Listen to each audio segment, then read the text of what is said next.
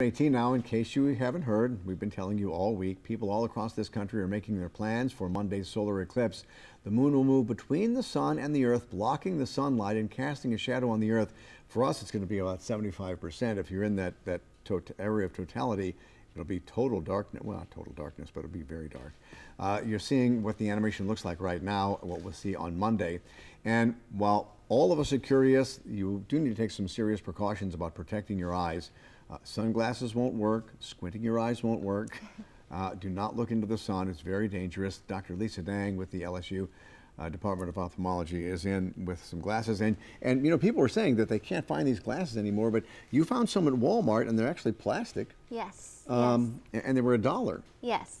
So these specialized solar filter glasses are, they were readily available online, but if you haven't ordered them yet, they actually were available at Walmart, and they were only $1 each. Okay, and these are the plastic ones, not the kind of cheapo cardboard ones. Yeah, so the plastic ones we ordered online prior to this, but the paper ones were available at Walmart. Okay, that's good. And Walmart is one of the vendors that has approved manufacturers. And that's very important, because if you get a pair of glasses, if you bought them online and you hold it up to a really bright light like we have here in the studio, or the sun, and you can, well, the sun you should be able to see, but if you hold them to a bright light or can see anything in normal light, they're not good. Right, so you made a really excellent point.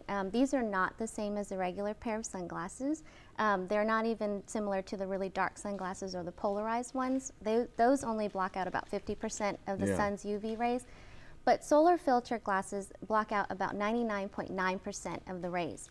So if you have any question about whether or not you have a proper pair of lenses, you can hold them up, and if you can see any sort of ambient light or lighting in the room, you don't have a true pair of solar filter glasses. And when you have the solar filter glasses and you look up at the sun, because the sun is so bright, you will see that image of the moon passing right across the sun. Correct, yes. And now, if someone does look at the sun, what is the danger in that?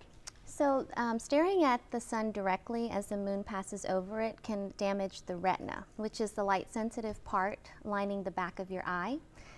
As the sun enters the eye, it can trigger the photoreceptor cells, or the light-sensitive cells, and it causes a trigger of chemical reactions, and those lead to destruction of the cells, and you can have irreversible vision loss. And you could have for the rest of your life, you know, when somebody takes a picture with an iPhone or something like that, close up, the flash will leave those spots in your eyes.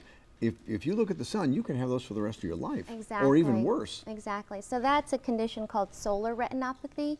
And as you said, it can lead to having a permanent blind spot or gray spot in your vision.